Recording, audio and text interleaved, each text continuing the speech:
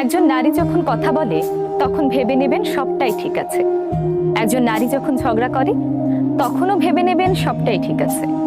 কিন্তু একজন নারী যখন চুপ হয়ে যায় তখন ভেবে নেবেন কোনো একটা ঝামেলা আছে।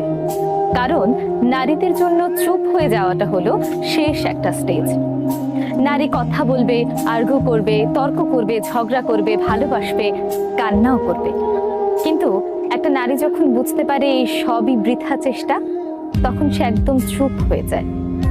একটা নারী কখন বাইরে থেকে একদম চুপচাপ হয়ে যায় জানেন? যখন সে ভেতর থেকে ভেঙে চুরে একেবারে তছনছ হয়ে যায়।